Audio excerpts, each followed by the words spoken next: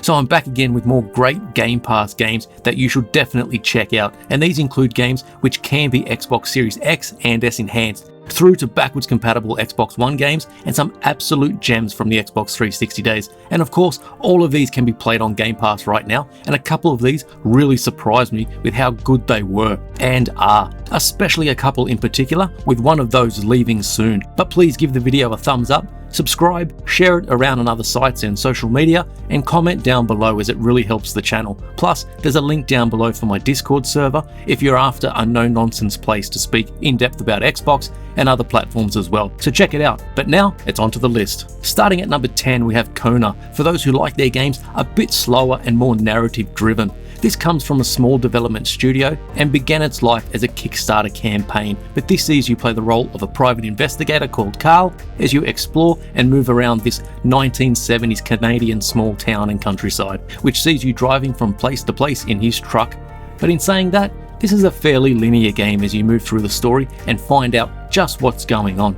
It blends in some supernatural elements, and as you make your way around the world, piecing everything together and trying to survive the environment and other situations, you'll be solving puzzles as you make your way through the roughly 6 or 7 hour campaign. Now, I never really found myself all too comfortable with the movement in this game. It never really felt tight enough, but seeing as it is slower paced, it wasn't enough to turn me off the game. It's worth checking out as its setting, story, and the mystery surrounding everything may be for you.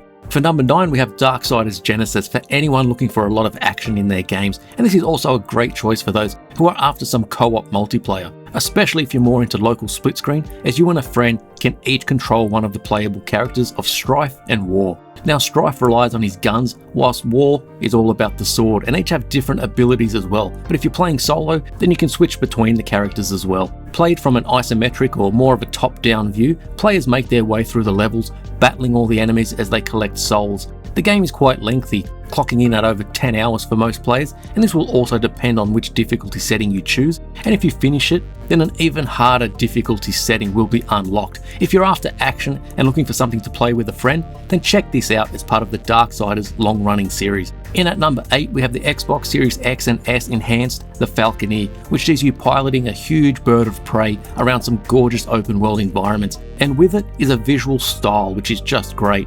Controls are tight and responsive, even though you will need to get used to them if you don't have a lot of experience when it comes to flying in games. But just flying around this world, taking in all of its visual splendor, from its impressive 4K resolution and high frame rates, it's worthwhile as well, as the art style is top notch. The visuals just pop at times, and for those with a TV or monitor that can handle 120 frames a second, this game will take advantage of that. You'll be able to take on the single player chapters in any order you like, plus you'll be able to get mutagens, which you can use to upgrade your warbird in terms of agility or health, for example. This is one game that many gamers will probably skip over, as it's certainly a little bit niche, but now that it's on Game Pass, definitely give it a shot to see if it's something for you. Next up at number 7, it's State of Decay 2, and this game has gotten better, especially with the Series X and S update, due to the better visuals and performance, which weren't all that up to par on the last gen systems. But State of Decay 2 may be that game that you check out and move on, or if you're the type who likes survival games, zombies and resource management, then it may be one you constantly return to as you grow more and more attached to your team of characters as you try to keep them all alive and happy.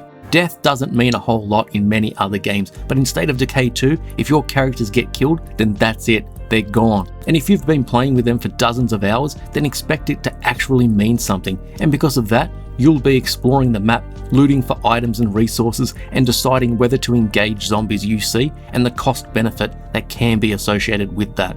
Throughout playing, you'll also be building up your base and improving it with extras such as the workshop, kitchen, watchtowers, and a lot more, and all of it helps in surviving in this world and improving your characters and what's available to you. There's the potential to sink in dozens and dozens of hours into this world if it grabs you. Up next at number 6, we have Star Wars Battlefront 2, and this was needing to be the redemption of the series after EA completely fucked the first game, especially considering that the original games from the 2000s were so damn impressive and did so much right. Well, for this outing, EA decided to ship it with a campaign, as should have always been the case, and the single player is decent, even though I thought it was a bit short when taking into consideration the story they wanted to tell. It's good, but isn't really anything you'll remember long into the future. But these games' main strength isn't about the single player, it's all about the multiplayer, and this game delivers many hours of blaster firing action for anyone that even has a passing interest in the Star Wars franchise, and for everyone else,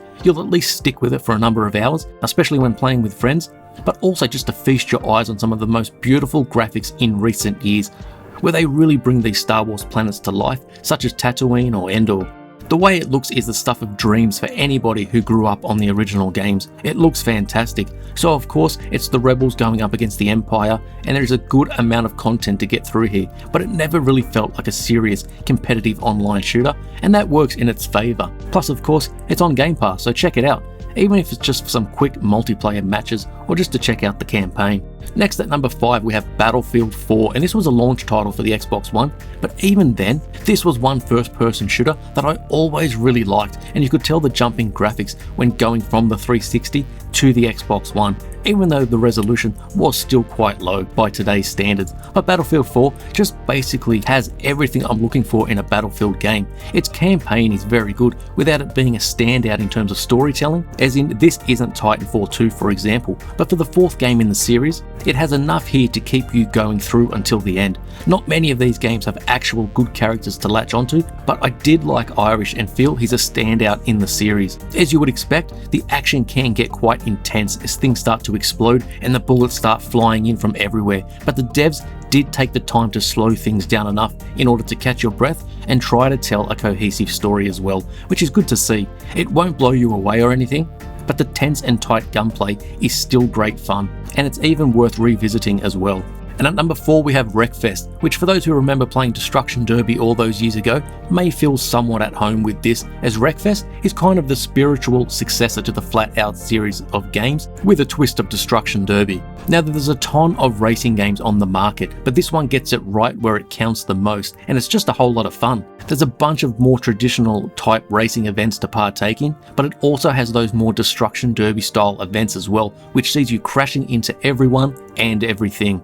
Or the more stunt-like races with their jumps and trying to keep the car on the track as the competitors keep slamming into your car. But one of the great areas of Wreckfest, apart from having a great driving model, is the way cars get damaged, as it employs a damage model which sees it being location based on each different part of the car, which then changes the handling as well. It's pretty impressive seeing the parts of the car crumple, dent and fall off, especially after repeated collisions. Definitely check this one out since it's on Game Pass now, and if you're after something more arcade-like in terms of events and fun, but still with a great driving model. And for number 3 we have Shadow Warrior 2, and I'm hoping that this gets a next-gen upgrade, as to have this at a fluid 60 frames a second and 84K or close to it would just be fantastic, as it looks quite good already overall, but it can drop those frames, especially in hectic fights, which brings the experience down a little. But Shadow Warrior 2 seems to be overlooked quite a bit, and this sees you play as Lo Wang, who is told by the Yakuza to retrieve an artifact and the daughter of the Yakuza leader. This kicks off the main campaign, but when it comes to side content and missions,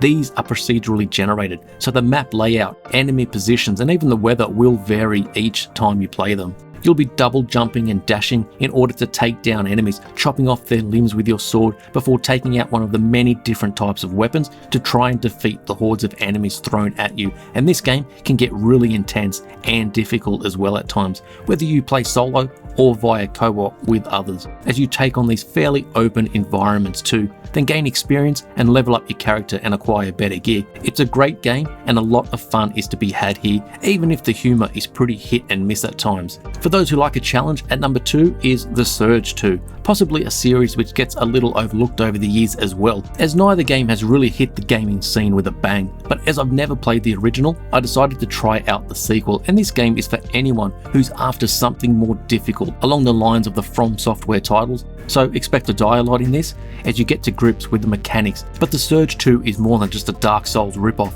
as it brings with it its own ideas. Players are able to target specific body parts of the enemies, so if you find you like the look of the enemy's weapon or the armor that they're wearing, then feel free to target that part specifically. And when their health is low, you can perform a finisher on them and the goods are yours. This adds some really good and fun depth to combat, as you'll also be needing to also target the areas of the body that are the weakest. The setting of The Surge 2 and its storyline were also pretty damn good as well, and also sets it apart from other difficult games, which it's easy to compare to. You probably already know if this is for you or not, but if you're on the fence, then definitely check it out. Awesome game. And at number 1 we have Oxenfree, which is very close to leaving Game Pass, but this is definitely worth buying and owning for anyone that likes these sorts of games, or if this graphic and visual design is appealing to you. You play as a teenager named Alex, and along with a group of friends, you visit an island and everything seems quite normal at first, with the usual teenage banter back and forth, but it isn't long until ghost-like and paranormal events start to take place and players start to experience some weird goings on. Alex has a portable radio which will have you tuning into certain frequencies in order to solve some basic puzzles,